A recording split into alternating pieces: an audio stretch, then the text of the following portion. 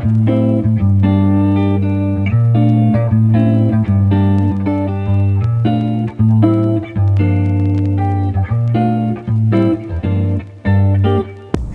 good day and welcome to Music Motors. You're joining me while I'm driving a 2019 Citroen C5 Aircross. The C5 Aircross is actually, I think, one of the best looking vehicles Citroen currently make. Although there are better looking in the PSA group as Citroen goes, this is pretty much up there.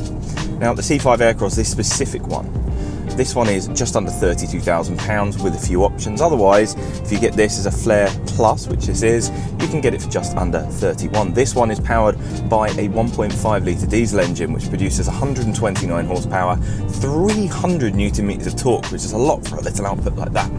Gets to 62 miles an hour in 11.8 seconds and tops out at 117 miles an hour. So not fast, but not slow.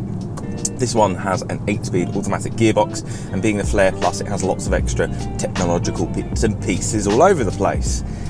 And really, I want to stress the point that even though it is a 1.5, this 1.5 diesel suits it perfectly, and you'll find out why shortly. So this is a 2019 Citroen C5 Aircross Flare Plus. That's a long title. With the C5 Aircross kind of being aimed towards families, it goes without saying that we need to see just how much family capability it has. I don't have a family. Well, I've got a wife, but I don't have many children to stick and test it with. So my test is to see how much of my music equipment fits in the back with ease, and then put some more on later on.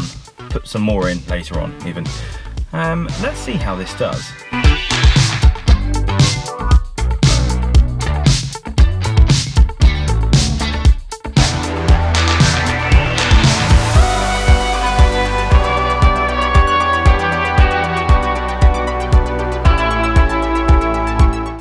Now, aesthetically, I find Citroen to be a little bit hit or miss, as in over generations hit or miss. They're either making absolutely beautiful cars or they're not.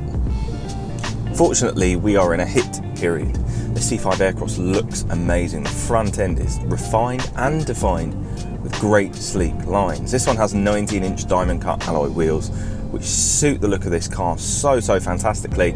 My only fear with them is that, well, they will mark easily because there's not a lot of tyre to protect you. The entire outside of this car is finished in Cumulus Grey, which is a metallic paint option. I think it's 470 quid or something like that option. And it's a lovely colour, and actually hides general wear and tear marks extraordinarily well, because obviously this has been to other journalists before me and I couldn't tell by the outside.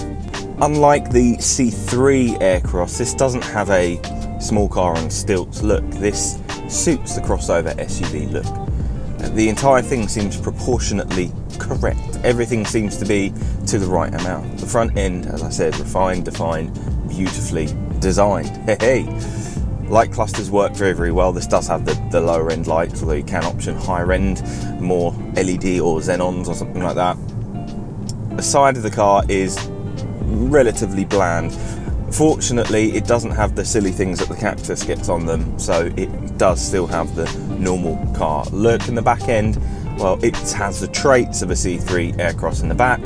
However, because it's a little bit bigger, because the proportions are better, it looks great. The outside just works.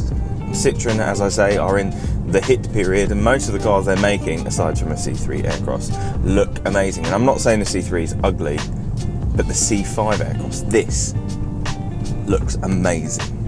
Now it's time to see the fuel economy, combined fuel economy, comfort, and extra bits and pieces I'm going to put in the back on a gig test. This is like my real world economy combined run test, not just around town, not just motorway, but a bit of both in a real world way. I don't really like to talk about what you get on paper in these cars, because sometimes it's a big lie. I suspect it's not going to be, because the experience I've already had in this, but I'm going to report back with the real world figure very shortly.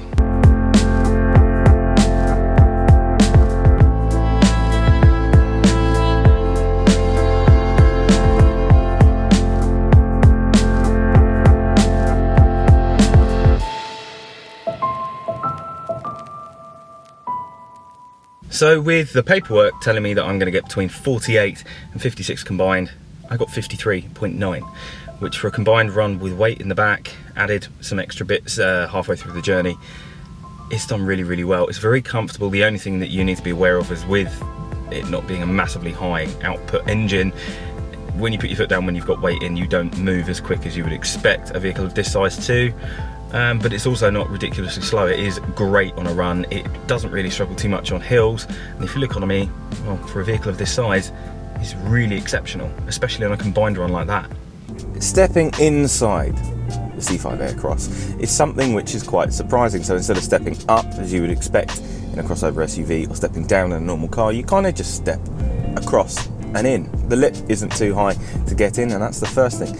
It's really accessible. When you do get inside, you're then presented by something which, for the price point, just under £32,000, seems exceptionally premium. Really well refined, comfortable, not too many hardware and plastics, and filled with technology.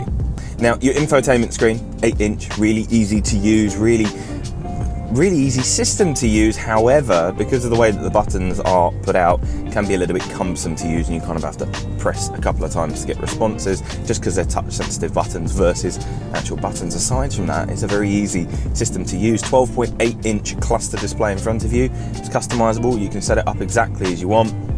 Currently I've got it set to tell me what my range is, what the exact fuel economy is I'm getting. It's got part of the radar cruise system in front, and then gives you your gear, your speed, temperatures, all those bits and pieces.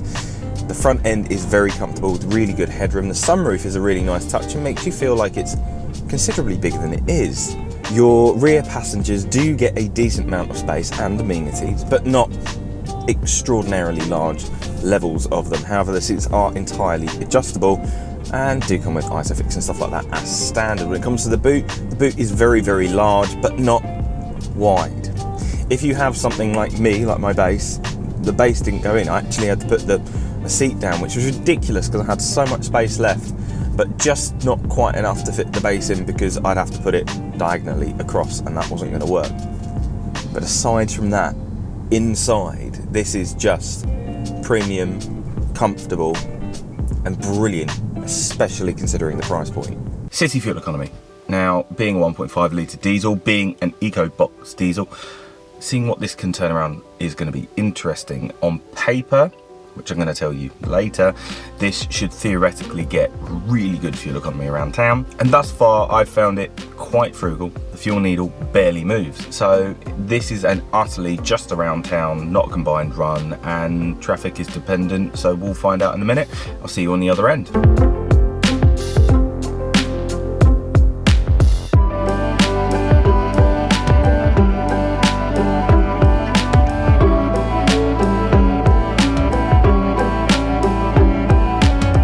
So Citroen claim 42-ish to 47 as a low-end turnaround figure. That's more of the driving around town kind of effect.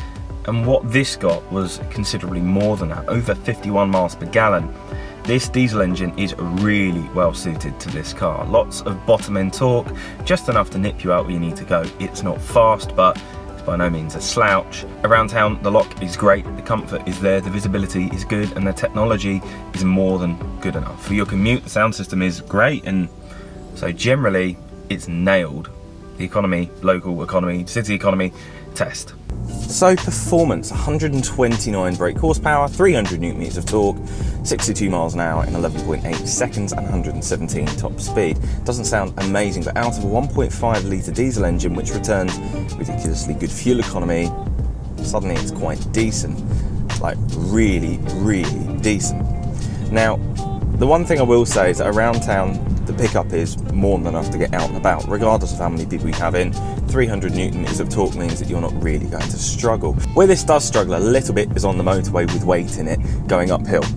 That's kind of the moment where you kind of really have to rag it to get a response. But aside from that, you don't notice the smaller power unit. Now, when you're driving along, the steering is very responsive. You do actually get a fair bit of feedback, probably thanks to the 19-inch diamond cut alloy wheels.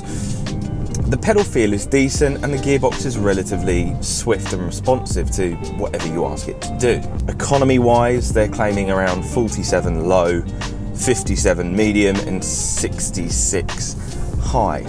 Now, if you were just sat on the motorway, you probably would see just over 63 miles per gallon. Combined, you will see very easily 53, and around town, well, to be honest, you'll probably see about 48 to 50 anyway. Around town dynamics are good. Visibility is extraordinarily good, and it's very comfortable.